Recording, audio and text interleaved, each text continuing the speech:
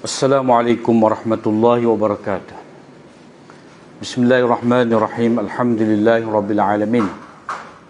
Wassalatu wassalamu ala nabiyyina Muhammadin wa ala alihi wa sahbihi ajma'in. Allahumma 'allimna ma yanfa'una wanfa'na bima 'allamtana. Allahumma faqqihna fid din wa 'allimna at-ta'wil wa zidna 'ilma ya rabbal alamin. Subhanaka la ilma lana illa ma 'allamtana innaka antal alimul hakim wa la haula wa la quwwata illa billah.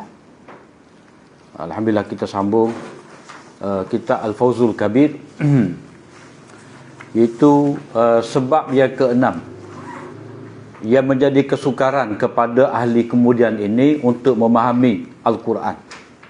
Qala al-musannif rahimahullah wa qad yujibu at-taqdimu wa at-ta'khir أيضا صعوبة في فهم المراد كما في الشعر المشهور بثينة شأنها سلبت فؤادي بلا جرم أتيت به سلاما. Sebab yang keenam iaitu berlaku takdim dan takhir. Takdim dan takhir ni tak kita biasa jumpa dah. Jamak takdim, jamak takhir. Itulah. Maknanya takdim ada didahulukan lafaz daripada satu lafaz, dan takhir ada diakhirkan satu lafaz. Maknanya kalam Arab ni, kalam Arab ni dia ada rutbah, susunan dia. Ada susunan dia. Dia kadang-kadang susunan tu dia tidak ikut hak biasa digunakan. Mana ada benda yang didahulukan, ada benda yang dikemudiankan sesuai dengan keadaan ataupun sesuai dengan maqam. Dia panggil maqam haliyah. Sesuai dengan konteks ayat tu yang Allah SWT nak sebut. Jadi macam dalam percakapan, macam dalam khutbah, macam dalam syair, ada benda-benda yang didahulukan, ada benda yang dikemudiankan. Antara sebab kesukaran memahami kalam ialah berlaku takdim dan takhir, sebagaimana dalam syair berikut ini. Jadi sebelum pada itu kita tengok maksud takdim dan takhir ialah meletakkan lafaz pada tempat susunan sebelum atau selepas daripada tempatnya yang asal dengan tujuan yang khusus untuk menyatakan kepentingannya atau keterpaksaan. Keterpaksaan itu maknanya nak sesuaikan dengan keadaan lah. Terpaksa tu istilah dalam susunan dia panggil darurah. Dia panggil darurat syair. Jadi takdim dan takhir ni maknanya asal dalam bahasa Arab ni dia ada rutbah. Rutbah ni macam mana susunan? Mula-mula sebut fa'il, kata kerja. Kemudian diikuti dengan fa'il. Kemudian diikuti dengan maf'ul ataupun objek. Itu sah. Yang kedua, ada kadang-kadang rutbah tu bermula dengan isim, mubtada', kemudian diikuti dengan khabar, subjek dan predikat. Sebab kalau merujuk kepada bahasa Arab, dia ada ayat jumlah fi'liyah, ada jumlah ismiyah, dan satu lagi dia ada panggil syibih jumlah. Syibih jumlah. Syibih jumlah ni separa ayat, ayat separa. Jadi rutbah maknanya sebut fi'il, kemudian fa'il, pelaku, kemudian sebut maf'ul. Macam kita kata daraba Aliyun Musa. Daraba Aliyun Musa. Ali memukul Musa. Itu tertib dia mesti lagu tu. Ataupun kita kata Muhammadun mujtahid. Ataupun kalau kita ambil dalam surah Fatihah, Alhamdulillah. Alhamdulillahi rabbil alamin. Itu dia panggil tertib hak asal. Alhamdulillah dipanggil subjek ataupun mubtada' yang dibuat mula. Lillahi rabbil alamin itu panggil khabar. Segala puji bagi Allah. Itu cerita dia.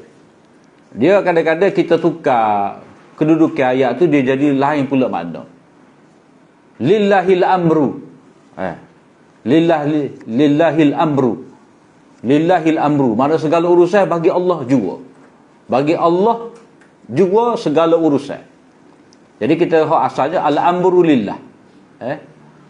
Dalam Quran ada wal amru yauma idzin lillah. Dalam surah apa An-Naba. Wal amru yauma idzin lillah. Tapi dalam surah Rum lillahil amru min qablu wa min ba'du. Bagi Allah Taala jualah urusan kemudian ada selepas. Jadi dia itu dipanggil takdim dan takhir. Kalau kita kata jamak semaya ni, hak asal buat dalam waktu zuhur takdim. Kalau takhir asar zuhur kita buat dalam waktu asar. Jadi takdim ayat ni tempat, maknanya dari segi susunan tempat mubtada kita letak maf'ul. Berlaku juga. Tempat mubtada kita letak khabar. Khabar kita alih tak tempat mubtada. Macam contohlah, contoh yang paling mudah sekali, iyyaka na'budu wa iyyaka nasta'in. Itu tu dia berlaku takhir dan takdim. Hanya di kau kami sembah. Iyyaka na'budu. Hak asalnya na'buduka. Na'buduka asal. Kami sembah engkau. Tapi Allah Ta'ala kata iyyaka na'budu. Hanya engkau kami sembah. Jadi kaf tu dah dia panggil maf'ul. Jadi maf'ul ni dia duduk pada tempat yang ketiga. Fa'il dah maf'ul. Tapi sini iyyaka na'budu maf'ul tu dia duduk depan sekali. Jadi bila berlaku takdim dan takhir ni dalam kitab Al-Iksir ni oleh Najmuddin Tufi, Al-Iksir fi Usul Tafsir, Najmuddin Tufi kata berlaku takdim susunan apa yang dahulu diletak di hadapan, ya di hadapan diletak di kemudian, itu ada tujuan yang khusus untuk menyatakan kepentingannya. Jadi iyyaka na'budu tu nak menyatakan hanya Allah Ta'ala sahaja kita ibadah, tak ada orang lain. Itu dia panggil takdim ma hakuhu ta'khir. Mendahulukan sesuatu yang hak asal dia duduk belakang, itu ada maksud. Untuk membataskan ibadat tu hanya untuk Allah. Kalau kata na'buduka, kami sembah engkau. Jadi dia ada kemungkinan kami sembah engkau dan Tuhan-Tuhan yang lain. Ada kemungkinan. Tapi bila kata iyyaka na'budu hanya engkau sahaja, dia akan tubik hanya. Hanya tu mari mana? Dia tak ada faqaq situ dah. Dia tak ada faqaq tu. Faqaq ni hanyalah, only. Jadi kalau kata na'buduka faqaq, tak sedap ayat. Jadi faqaq tu hanya tu dia tubik. Dia timbul tu daripada mana? Kerana Allah Ta'ala telah letak iyyaka di hadapan. Iyyaka. Dalam bahasa Melayu pun, mana-mana bahasa pun dia ada ni. Bila ayat tu ayat sastra, dah. Ayat sastra dia akan adalah takdim dan takhir tu sebagai penegasan. Jadi dia bermula daripada setiap ayat tu dia ada rutbah dia. Ada kedudukan dia, dan lari daripada kedudukan tadi dengan ada maksud. Ada maksud. Ini adalah satu bab yang mempunyai banyak faedah dan keindahan dan luas penggunaannya dengan maksud yang jauh. Maknanya dia ada penekanan makna, pembatasan maksud. Macam tadilah ibadat tadi hanya untuk Allah. Kaedah. Kaedah ni mana kaedah tafsir lah. Orang Arab tidak mendahulukan sebutan sesuatu kecuali apa yang diberikan perhatian pada kebanyakan keadaan. Seperti ayat Al-Quran didahulukan seperti dalam ayat Al-Quran didahulukan sebutan solat sebelum zakat. Sama-sama sebut wa aqimus solah wa atuz zakah. Tidak kata wa atuz zakah wa aqimus solah, tak ada. Tak ada. Dia kena kata wa aqimus solah wa atuz zakah. Dia tak ada wa atuz zakah wa aqimus solah, tak ada. Sebab apa? Sebab semaya nombor satu. Ibadat badaniyah, zakat ibadat harta. Begitu juga didahulukan sebutan wasiat sebelum hutang dalam bab menyelesaikan peninggalan si mati. Maknanya ayat kita dalam Tirmizi pun ni, min ba'di wasiyatin tusuna biha au dain. Min ba'di wasiyatin maknanya pembahagian faraid tadi, anak lelaki dapat 2 kali ganda, anak perempuan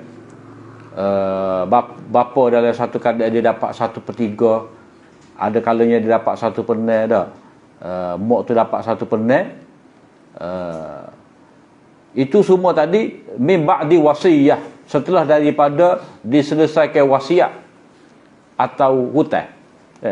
Jadi disebutkan wasiat dahulu, walaupun pada pelaksanaan Nabi selesaikan hutang dulu. Jadi disebutkan terlebih dahulu wasiat ni supaya umat Islam ni, mana orang beriman memberi perhatian wasiat dulu sebelum hutang. Sebab wasiat ni boleh susut. Sebab kerelaan pemberi. Kerelaan si mati tu wasiat. Dia pesan. Kalau kata hutang ni, pemberi hutang tu boleh menuntut. Dia boleh menuntut. Mana pihak luar tu yang memberi hutang tu dia boleh menuntut. Hak ni penerima wasiat, tebal-tebal muka dia mai minta. Tebal-tebal muka. Anak-anak boleh kata pada dia, bila ayah saya wasiat kepada awak. Dah. Kalau kata buta, ahli waris ni payah nak menafikan. Itu kaedah dalam bahasa Arab, dalam tafsir. Bila Allah Ta'ala mendahulukan satu benda, maka itu benda yang penting. Sebab itulah dalam kaedah nazam ni, dia kena mengambil kira. Maknanya bila kita baca ayat Al-Quran, Allah Ta'ala sebut dulu gapo, itu penting. Dia tak ada Ar-Rahim, Ar-Rahman. Dia Ar-Rahman, Ar-Rahim. Itu tertib dia. Azizun Hakim. Dia tak ada Azizun ke apa? Azizun Karim ke? Alimun Hakim. Ada tempat Alimun Hakim, ada tempat Hakimun Alim. Ada juga. Jadi bila ada takhir dan takdim tadi, dia mesti ada maksud. Ada lataif dia panggil. Dia satu istilah dalam memahami kehalusan bahasa Arab ni, susunan mengapa sini sebut berapa kali, rahsia tu dia panggil lataif. Lataif ni dia suku pula. Biasanya lataif ni dia kena orang tu faham molek nahu dan juga balaghah. Kena faham molek. Kalau tak faham mana, baca nengung, tak faham. Dulu kita beli kitab, dia panggil Asrarut Takrar fil Quran. Kita beli, baca tak faham. Salah. Sipai dalam mari. Tapi bila lama kita ngaji, baca apa semua, buka tu, abang boleh faham. Dulu, walaupun kita pernah ngaji balaghah, pernah ngaji nahwu, tapi oleh kerana benda ni orang kata dia kena mumarasah. Kena berterusan lah. Kena berlatih seumur. Skill tu kena tajam seumur. Barulah ada cekap tu, kecekapan. Jadi Imam Waliullah di sini dia buat mari syair nak menyatakan bahawa benda takdim dan takhir ni dia terbukti ada dalam kalam orang Arab, termasuklah dalam syair. Syair ni syair Jamil. Nama orang ni, nama dia Jamil. Jamil kata, Busainatun sya'nuha salabat fuadi bila jurmin ataitu bi salama. Imam Waliullah dia buat mari ni sebab syair ni dia macam-macam orang hurai. Hak penyair hak penyair sendiri kita tak tahu maksud dia apa tu, tapi alik balik pihak yang hurai ni macam-macam dia hurai. Jadi dia atas asas apa? Ada takdim, ada takhir. Busainah, salah aja tu. Busainah. Betul tu duduk bawah, atas tu salah. Busainah telah merampas hatiku tanpa jenayah yang aku lakukan, keadaannya selamat sejahtera. Maknanya aku tengok Busainah ni dah jatuh cinta lah. Dah dia telah mencuri hati aku. Maknanya aku ni tak jenuh tidur, jadi teringat kau dia. Tu cerita benarnya. Tapi gambar yang dia buat tu salabat, mana rampah, ambil tanpa izin. Maknanya kalau tak sabit kelih dia tadi, dah. Dia wakacak tak ada gapo. Tapi kih tengok. Tengok. Jadi di sini nota 453. 452 tak baca lagi tak? Tak apa, kita baca 453 dulu. Syair ini daripada antologi Jamil. Antologi ini diwan lah. Dikatakan susunan asal bait ini ialah Busainah salabat fuadi bila jurmin ataitu bihi sya'nuha yakunu salama. Sewajah. Jadi satu wajah dia kata Busainah mencuri hatiku tanpa kesalahan yang aku lakukan. Maknanya aku tak ada buat gapo. Aku tengok ke dia je. Maknanya kalau orang rapah, orang ambil, katalah orang nego tepi jalan, dak. MPKB mari ambil bagai dia. Salah lah sebab nego tak ada permit. Nego di tanah MPKB tanpa minta izin dia. Dak. Jadi dia boleh rapah sita bagai kita.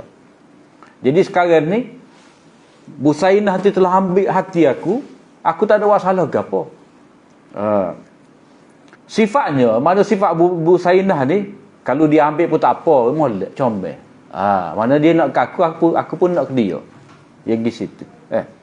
Atau dibuat andaya juga berlaku takdim dan takhir. Salaman alaiki ya Busainah wa sya'nuha an salabat fuadi bila jurmin ataitu bihi. Kalimah hak sama, tapi dia aja. Maknanya di sini nak mencari hak asal hak mana. Maknanya hak kita baca dalam matan tu, hak tu ia diungkapkan oleh Jamil dalam syair dia. Dah. Orang yang belajar bahasa Arab, dia kata gini sebenarnya hak asal. Dia jah sebab ada maksud. Jadi hak asal gini. Hak asal lagu ni lah macam-macam andaya ni. Andaya ni siapa? Banyak ni. Kita orang mari tiga ya. Moga bukan nak bahas syair ni. Dah.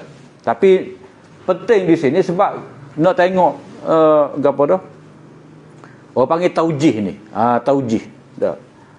Taujih ni maknanya syair ni hak asal lagu mana?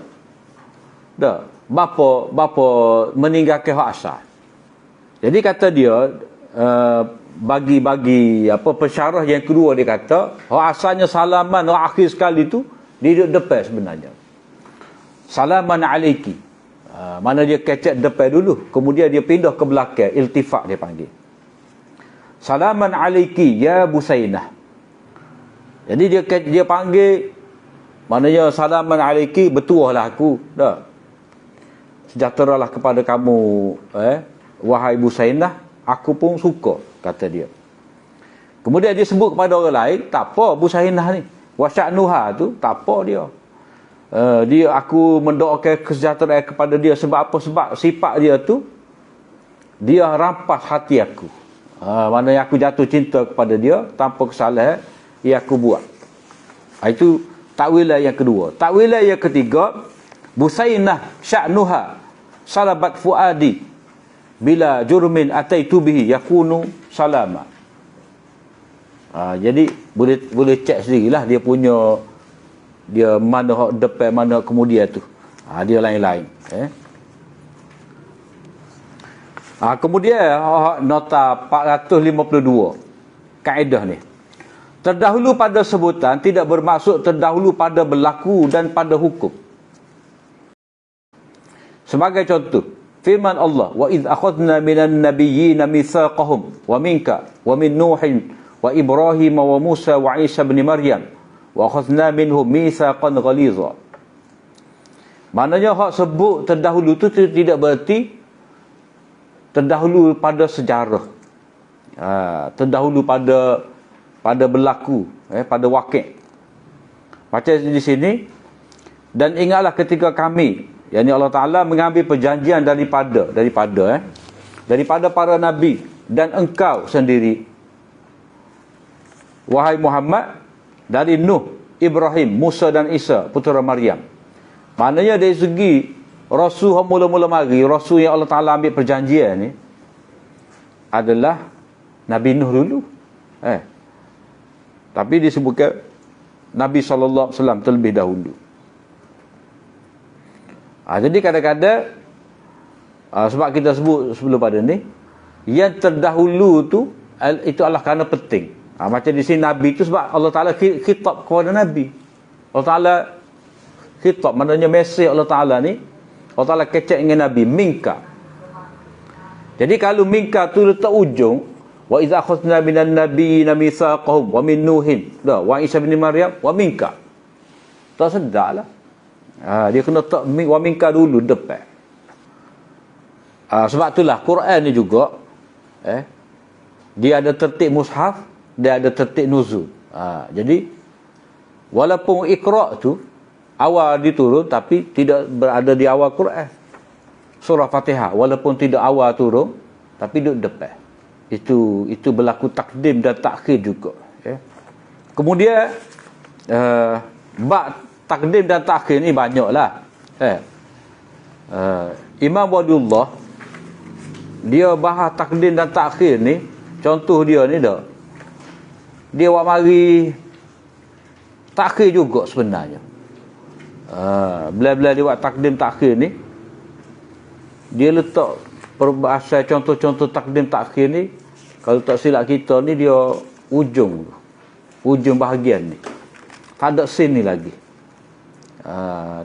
lagi. Kemudian pergantungan dengan yang jauh, yakni at-ta'liq bil ba'id. At-ta'liq bil ba'id ini pun juga termasuk sebenarnya di bawah bahagian takdim dan takhir juga. Ini dia panggil takdim juga ni. Takdim ayat lah. Takdim ayat. Ta'liq mana pergantungan yang jauh. Juga menjadi sebab kesukaran memahami maksud kalam. Mana maksudnya takdim ni, ta'liq dengan jauh ni, maknanya ayat ni dia balik mana? Bukan katalah ayat yang ke 7 dalam surah At-Tin itu, tak? Dia tak balik kepada ayat yang ke-6, tidak balik kepada ayat yang ke-5, dia balik kepada ayat yang ke-4. Ayat balik situ. Ta'liq bil ba'id dia panggil. Maknanya ayat ni kalau kita baca, fama yukadzibuka ba'du biddin ni, kalau kita baca situ, dah, kita tidak dapat faham molek, mereka kita kena pergi undur belakang lagi. Lagu tu dia panggil ta'liq bil ba'id. Maknanya kena cek siap dia tu daripada awal lagi. Wa ta'alluq ataupun wa ta'alluq bil ba'id aidan mimma yujibu su'ubata fil kalam wa kadzalika ma yakunu min hadzal qabil nahwu qawlihi ta'ala illa ala lutin inna lamunajjuhum ajma'in illa imra'atah adkhala al-istithna'a 'ala al-istithna' fa su'uba. Jadi pergantungan dengan jauh,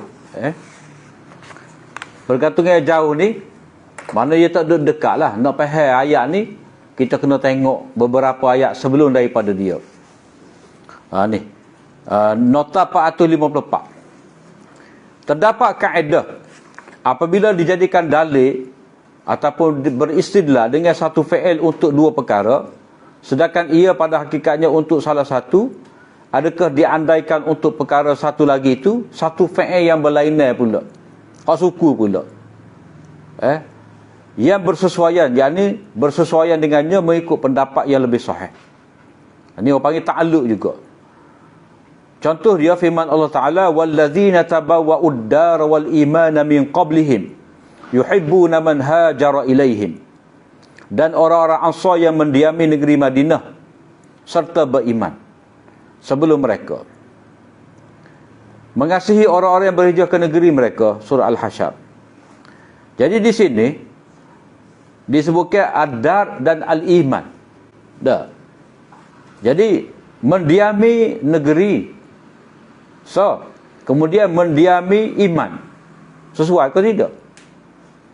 Mendiami iman tu tak nampak. Sebab di sini Allah SWT nak cerita orang-orang Ansar ni, hak lama duduk di Madinah. Mereka ni bersedia menerima orang Muhajirin. Tak? Mereka bersedia tu sebab mereka ni beriman kepada Allah. Tapi di sini tidak ada satu kata kerja ataupun fa'il ia menunjukkan kepada iman tu. Hak al-iman di sini tak? Dia mari dalam bentuk maf'ul, dia panggil objek. Maknanya kalau kita terjemah secara harfiah, dan orang-orang yang mendiami negeri Madinah dan mendiami iman. Lagu mana mendiami iman? Tak nampak. Maka sebab itulah terdapat dalam dia ni, terdapat kesukaran lah dalam memahami ayat ni. Baik sikit Ada yang memberi makna. Maknanya di kalangan ahli tafsir ada yang dia kata, dan orang-orang yang menduduki kota Madinah dan beriktikad dengan keimanan. Mana dia akan takdir lagu mana? Walladzina tabawwa'ud dara wa'taqadul imana. Dia kena takdir wa'taqadu, dan mereka beriktikad dengan iman. Ini termasuk di bawah bab ataf ayat dengan ayat, dengan mentakdirkan fa'il yang lain. Maknanya kita kena buat tubik kata kerja. Kata tadilah. Walladzina tabawwa'ud dara wa'taqadu al-imana. Ada yang berpendapat ini termasuk di bawah kategori tadmin. Tadmin ni mana ada sisipan ayat dalam ayat. Iaitu dimasukkan makna menempati atau menduduki itu dengan makna melazimi. Makna tidak terpisah. Tidak pernah meninggalkan. Artinya orang-orang melazimi rumah dan iman. Maknanya sahabat Ansar ni, mereka duduk di Madinah, tak gilai. Dan mereka juga kekal dengan iman. Iman tu tidak tercabut dari diri mereka. Jadi wallazina tabawwa'ud dara wal iman. Jadi tabawa' tu dengan makna mereka dalam keadaan beriman, mereka tu berada di Madinah sentiasa dalam keadaan sentiasa pula dengan iman. Balik atas semula. Demikian juga yang termasuk dalam perkara ini seperti firman Allah Ta'ala, illa ala lutin inna lamunajjuhum ajma'in illa mura'atah. Melainkan keluarga Nabi Lut, sesungguhnya kami akan menyelamatkan mereka semua kecuali isterinya. Allah memasukkan pengecualian dalam pengecualian, maka ia menyebabkan kesukaran untuk memahami. Mana kalau kita tengok dalam ayat ni, illa tu ada dua kali. Illa ada dua kali. Jadi dalam satu ayat ni dia kena ada pengecuali sekali ya. Pengecuali tu illa tu dia tak boleh sebut banyak. Kau asalnya. Tak. Saya makan nasi sepinggan sahaja. Saya tidak makan nasi kecuali sepinggan sahaja. Kecuali apa? Kecuali. Jadi nak buat kecuali tu tak nampak dah lah sebab ada dah kecuali tadi. Dah. Saya tidak makan nasi kecuali sepinggan. Kecuali dua pinggan. Jadi cerita lain pula lah. Kena ejah gula kambing gitu tu. Jadi sebelum kita pergi ayat ni dah menyebabkan sukaran untuk memahami ini sebab dia ada pengecualian. Pengecualian ni istilah dia istisna. Istisna. Illa itulah. Kalimah illa tu maknanya pengecualian, tidak termasuk. Kena tengok awal, kena tengok asal ayat. Nota 455. Qala fama khatbukum ayyuhal mursalun? Qalu inna ursilna ila qaumin mujrimin illa ala lutin inna lamunajjuhum ajma'in illa imra'atahu qaddarna innaha laminal ghabirin. Nabi Ibrahim bertanya pula, apa hal kamu wahai utusan Tuhan? Maknanya malaikat-malaikat umar ini gapo sebenarnya? Kerja gapo? Jamu anak lembu tak makan. Dalam cerita tu faja'a bi'ijlin samin. Tak lama kemudian Nabi Ibrahim bawa mari anak lembu. Ia dipanggil dah. Anak lembu muda. Malaikat tak jamah. Jadi Nabi Ibrahim pun takut. Takut. Maknanya kalau ni malaikat mari ni ada hijau ni dah. Mereka menjawab, kami diutus kepada satu kaum yang berdosa untuk membinasakan mereka. Melainkan keluarga Nabi Lut. Sesungguhnya kami akan menyelamatkan mereka semuanya kecuali isterinya. Kami telah tentukan menurut keputusan Tuhannya sesungguhnya ia dari orang-orang yang tinggal, yakni menerima kebinasaan. Maknanya Nabi Lut dengan anak dia, dengan orang beriman lagi keluar daripada kampung tu. Bini Nabi Lut tadi duduk situ juga. Jadi dalam ayat ni ada dua hukum yang berbeza. Ada dua hukum yang berbeza. Yang pertama, pengecualian pertama berkait dengan diutuskan. Ilah yang pertama dia berkait dengan qalu inna ursilna. Kami diutuskan, yakni untuk membinasakan kaum yang berdosa, kecuali. Maknanya kami mari ni tidak tuju kepada keluarga Nabi Lut, tapi kami tuju kepada golongan pendosa tu. Jadi ilah yang pertama dia berkait dengan ursilna. Kemudian ataupun dia berkait dengan golongan pendosa, mujrimin. Maknanya kaum anak keluarga Nabi Lut tu dia tidak berdosa. Jadi dia tidak diutus. Tidak menerima kedatangan, tidak menerima tidak akan tidak termasuk dalam senarai yang diperintahkan supaya dibinasakan keluarga Lut itu, sebab dia tidak berdosa. Dan pengecualian yang kedua berkait dengan diselamatkan. Illa ala lutin inna lamunajjuhum ajma'in. Maknanya inna lamunajjuhum illa ala lut. Inna lamunajjuhum ala illa ala lut inna lamunajjuhum ajma'in illa imra'atah. Illa yang kedua tu pengecualian daripada lamunajjuhum. Maknanya kami akan menyelamatkan keluarga Nabi Lut kecuali. Jadi pengecualian itu kalau kau kecil. Kau kecil. Macam contoh dah. Saya tak makan ikan kecuali ikan air. Kecuali pala. Banyak kali kecuali. Jadi hak makan ke apa? Pala ya. Isi-isi tak makan. Jadi ilah tu dia kena cari. Dikecualikan daripada gapo. Jadi perlu kepada taujih, kena tengok molek. Kena tengok molek. Dia ta'alluq tu lah. Sebab ilah tu dia mesti dikecualikan daripada gapo. Kemudian fama yukadzibuka ba'du biddin. Jika demikian kekuasaanku. Ini dalam bracket dah lah, dia terang dah. Tapi kalau tak ada tu, maka apa pula yang menjadikan engkau seorang pendusta, yakni wahai manusia, berkata tidak benar mengenai hari pembalasan sesudah itu. Maknanya, mengapa engkau wahai manusia menolak adanya hari akhirat? Kamu bermaharajalela dengan perbuatan maksiat, seolah-olah tak ada pembalasan. Apakah sebenarnya yang menyebabkan kamu tidak percaya ada pembalasan? Sehingga kamu mendustakan. Jadi ayat ini bersambung dengan ayat sebelumnya. Laqad khalaqnal insana fi ahsani taqwim.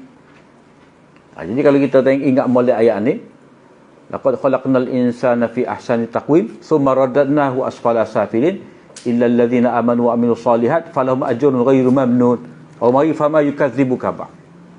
Mana ayat ni kalau tak ada ayat yang kelima, tak ada ayat yang keenam, ya kemari laqad khalaqnal insana fi ahsani taqwim fama yukadzibuka ba'du biddin. Jadi mai gitu. Cuma suma-suma tu mari tu sebab nak memberitahu betapa Allah Taala memberi perhatian kepada manusia tu. Dari segi penciptaan dia, Allah Taala memberikan kedudukan kepada manusia dengan perintah iman dan amal. Dah. Lepas tu kalau mereka tidak beriman dengan beramal, mana tempat jatuh mereka? Kehinaan yang mereka alami. Jadi nota 456, apakah yang menyebabkan engkau mendustakan hari pembalasan sedangkan engkau diciptakan dengan begitu istimewa, dengan rupa comel, dengan berkelengkapan sesuai dengan keadaannya untuk tujuan yang mulia. Maknanya manusia ni dijadikan sebagai khalifah, menanggung amanah, beribadat pada Allah SWT, ada taklif, diberikan akal, diberi ikhtiar. Tiba-tiba manusia itu tadi tidak patuh kepada perintah Allah Ta'ala. Jadi kudrat Allah yang menciptakan manusia itu, maknanya dengan begitu sempurna tadi, kekuasaan Allah Ta'ala yang menciptakan manusia dengan begitu sempurna tadi, Allah Ta'ala jualah ia akan membangkitkan semula manusia untuk hari pembalasan. Oleh itu amal perbuatannya itu hendaklah bersesuaian dengan sebaik-baik penciptaan. Mana biar pandai lah Tuhan bagi akal fikiran itu supaya buat molek. Kalau akal yang Allah Ta'ala bagi pada dia, tiba-tiba dia buat jahat, maka tak layak lah. Dalam hadis kan, tidak takutkah orang-orang mengangkat kepala dia tu sebelum daripada imam, Allah Ta'ala akan tukar kepala dia tu dengan kepala himam. Maknanya bila Allah Ta'ala bagi kepada dia tu akal, dia kena dengar kata lah.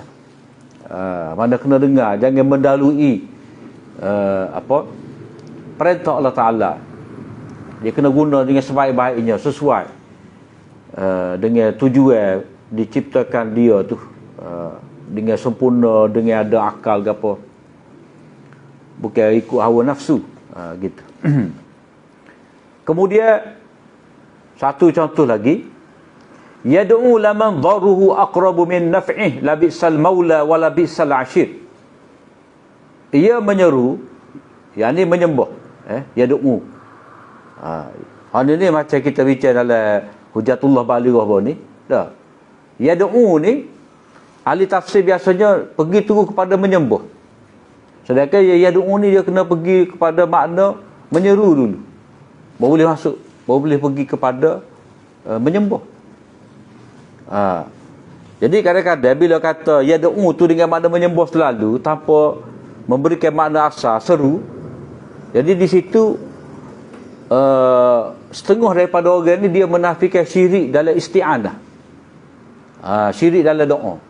Sebab itulah dia kata tak apa kita nak panggil wali-wali, sebab kita tidak kata dia rububiyah, ada ketuhanan, tapi kita suruh dia sebab dia boleh beritahu pada Allah Ta'ala. Jadi itu sebenarnya tidak memahami ataupun salah tafsir makna yad'u tu. Yad'u tu kena letak mula-mula seru, minta pertolongan. Kalau beri makna ibadat, dia akan kata kita panggil nabi-nabi, panggil wali-wali, kita tidak ibadat pada dia, takkan jadi syirik. Kita tidak ibadat pada dia, kita panggil je. Jadi sebenarnya panggil pun tak boleh juga. Panggil tak boleh juga. Sebab apa? Sebab Allah Ta'ala kata dia kena panggil Allah Ta'ala saja. Iyyaka na'budu wa iyyaka nasta'in. Lepas tu kena panggil Allah Ta'ala saja. Mana panggil minta tolong. Jadi panggil minta tolong ni dia termasuk dalam bab tauhid juga. Jadi kalau panggil selain daripada Allah Ta'ala, dia akan jatuh kepada syirik. Sebab itulah di sini Allah Ta'ala kata, ya du'u, dia panggil. Laman daruhu aqrabu min naf'ih. Ia menyuruh, yakni dan menyembah. Kita bubuh dan menyembah tu kerana mengambil kira jugalah. Sebab suruh tu dia makna ibadat juga.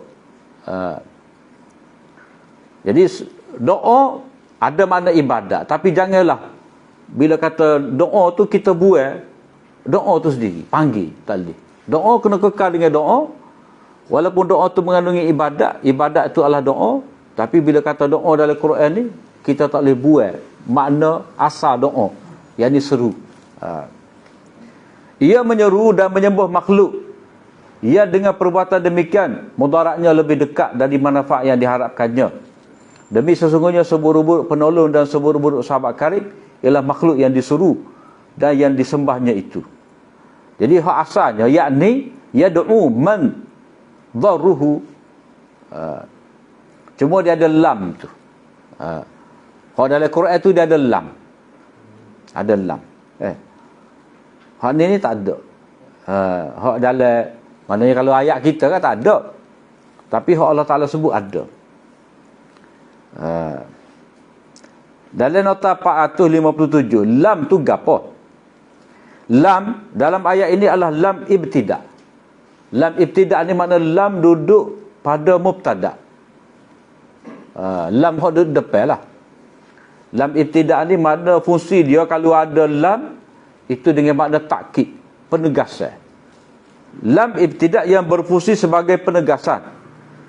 Yang ni kesudahan syirik iaitu mudarat. Kesudahan syirik adalah mudarat dah. Kesudahan syirik adalah mudarat. Dan sedikit pun tidak ada manfaat. Mana tak lagi. Mana pun syirik ni mudarat sama sekali. Orang yang diserunya itu akan menyebabkan kemudaratan yang besar. Dia panggil Nabi ke, panggil jin ke, dah. Walaupun dia panggil Nabi, walaupun dia panggil malaikat, sebenarnya dia panggil jin sebenar. Dan tidak ada lebih buruk daripada berkekalan, yang ini dalam neraka. Yang diseru selain dari Allah adalah seburuk-buruk teman. Jadi ayat ni dia begitu ringkas, sebenarnya dia ada tafsir dia dalam surah Zukhruf. Ni ayat qori dia panggil. Ayat qori. Jadi ayat dipanggil ayat qori. Ayat syaitan menjadi teman.